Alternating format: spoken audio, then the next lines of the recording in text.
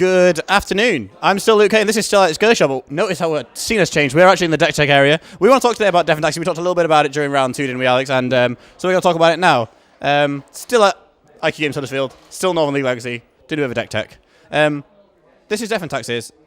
We talked a little bit about Decktech in the round 2, so I'd like to talk about the differences we've seen since Conspiracy.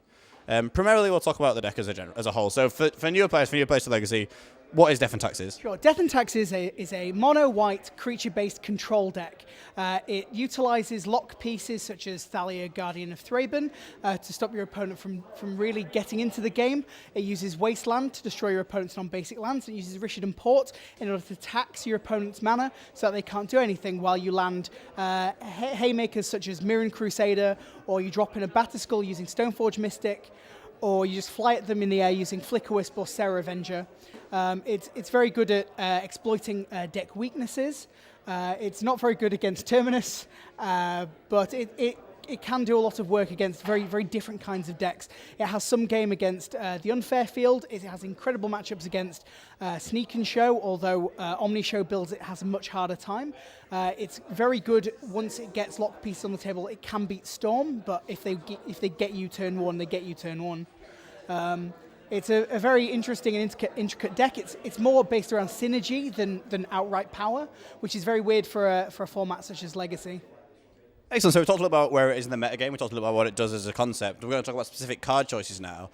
Generally, before Conspiracy, we were just playing lots of 3 and 4s of important lock pieces, important cards that not only presented a clock, but were a lock piece in the game, weren't we? We can talk through some of those. Yeah, well, Thalia is the main, Thalia Guardian of Thraben, the main lock piece. The 2-drop with First Strike that makes non-creature spells cost 1 more to cast. It's pretty instrumental. The fact that she's a legend means that you can you can return her to your hand using Caracas, and she's just really hard for your opponent to get rid of while also making their game plan very difficult.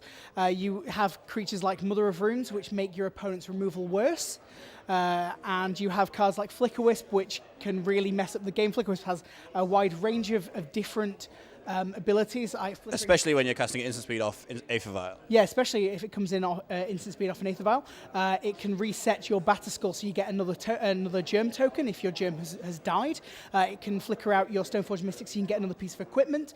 And more important recently, it can Flickerwisp out a Recruiter of the Guard. Okay, so Recruiter of the Guard there. We're talking about cards, new cards from Conspiracy that newer players might have an interest in purchasing for this purpose. So Recruiter of the Guard is a 3-mana human soldier that searches out a creature with toughness 2 or less from your deck. Creatures with toughness 2 or less, that sounds a lot about this deck already. So let's talk about certain creatures that we already had that have creatures toughness 2 or less. So we've talked about Thalia already.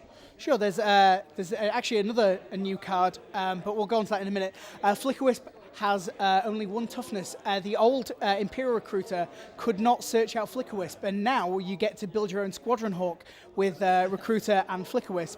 Recruiter of the Guard can get Stoneforge Mystic, so then you can turn your creature package into your equipment package.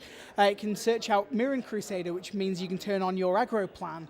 The only creature that it can't search for in conventional DnT lists is Serra Avenger.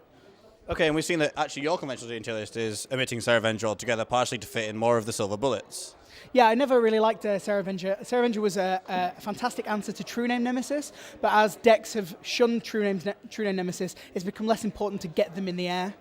Sure. So it just killed them as quick as True Name Nemesis was killing you, so you were sort of going ahead, whereas now it's not necessarily necessary. So let's talk about some of the silver bullets that Recruiter of the Guard can find. We will talk about Sanctum Prelate now. I think it's a good time to talk about it, or Alice of the Void, as she's affectionately known. So Sanctum Prelate's the 3-mana, 1 white. It's a human cleric. It's that lovely creature type human again.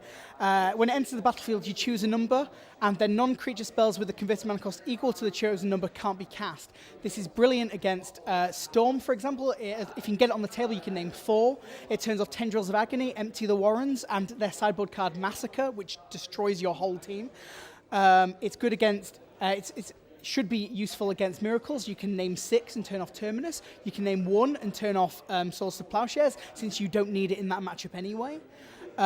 It's got a wide range of applications. You can put it on 2 for Abrupt Decay. You can put it on 2 for Abrupt Decay. And it's better than conventional Chalice of the Void because they can't cast the Abrupt Decay, whereas Chalice of the Void tends to die quite horribly to Abrupt Decay. Yeah, very, very true. So That's one card we can fetch that's very new and is very exciting. I see that you're only playing one on your list. Maybe going up to 2 is the way forward.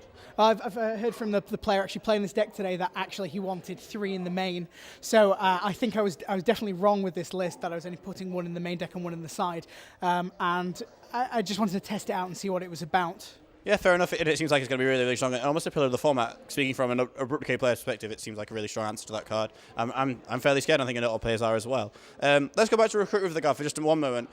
Recruiter of the Guard opens up a lot of options. We talked about omitting the Seraph Avenger in favour of Silver Bullets, and also in the sideboard, we have this 3-mana 1/1 that can help us search up some of our sideboard cards, which is something that DnT's ever really had in the past, outside of Enlightened Shooter, which has sorted up answers in a different way. So now we've got this 3-mana 1/1 that can go and find creatures in our sideboard. What sort of things have you brought in the sideboard today, Alex? Sure. Just for 1 second, I'd like to talk about some of the Silver Bullet cards that I have in the main deck. And because you don't just extend your toolbox to your sideboard, you also get this whole toolbox in the main deck as well. I was going to cut down to 1 Mirran Crusader, but apparently I'd be wrong doing that. But I put in a Banisher Priest, which is just another additional source to Plowshares. And then in the sideboard, we've got cards like Veteran Armorer, which is 2-mana 2/2 with all other creatures you control get +0/+1. That's particularly good against cards like Dread of Night. The DnT creatures tend to have 1 toughness. They tend to die quite hard to Dread of Night. The sideboard also contains Aethersworn Canonist for against Storm. It is a 2-mana 2/2. It's a human cleric, and each player can only cast 1 non-artifact spell each turn. So neutering Storm, effectively. Yeah, it's another Storm hate card. And lastly, the other Silver Bullet, apart from the second Sanctum Prelate, is a Containment Priest, which is good against decks that want to cheat creatures in. For example, Sneak and Show. If they cast Show and Tell, they can't put in a creature if you have a Containment Priest on the battlefield before they cast that spell. Sure, and finally, I've noticed. I have a Leonin Relic Warder as well, which is another hedge against the fact that you can just search for any creature that has a toughness 2 or less. Leonin Relic Warder is very good at removing artifacts or enchantments and just hiding them away. So we've seen Wizards have this trend of moving away from spells. We know in early form of the game, and part of the reason why Legacy is very spell-based, there are a lot of really powerful spells because early on in the game, Wizards printed very, very powerful spells, not very powerful creatures. In the past few turns, Magic, or as our friend Jan would call it, Creatures the Tappening, has become very much about playing these powerful creatures sometimes with a really powerful end of the battlefield effect. And so cards like Recruiter of the Guard have meant that cards like Leonin Relic Warder, with a fairly powerful disenchant style and a battlefield effect, become much more powerful than the disenchants themselves. How do you feel about Recruiter of the Guard being a window for them to print less scary end of the battlefield effect creatures that can be tutored by this card to avoid making DnT by far the best deck in the format?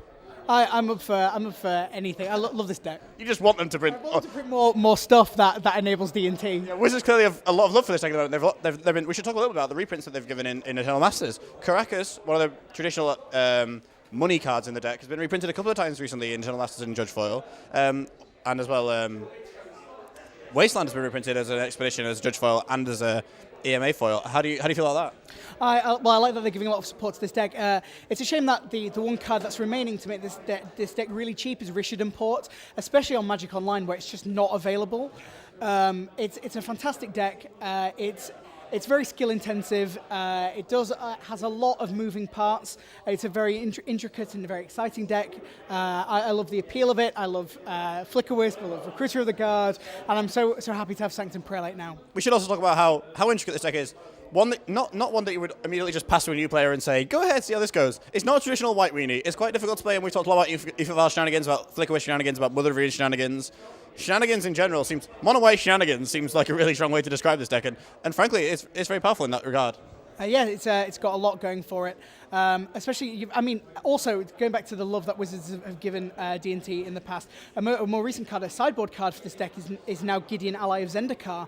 That helps the deck go long against Miracles, probably better than, well, I'd say Cataclysm. But time will tell whether or not that card is as good in the sideboard as Cataclysm is. Sure, so Gideon Ally of Zendikar there, seeing some legacy play, that's good to know. Anyway, we're just going to wrap up the deck tech really quickly. This has been Alex Gershaw, I've been Luke Kay. We're going to tune in, you're going to tune in for round 3 really shortly, where we'll be commentating, so we're looking forward to see you then. Thank you very much, guys, at home. Ladies and gentlemen, Death and Taxes.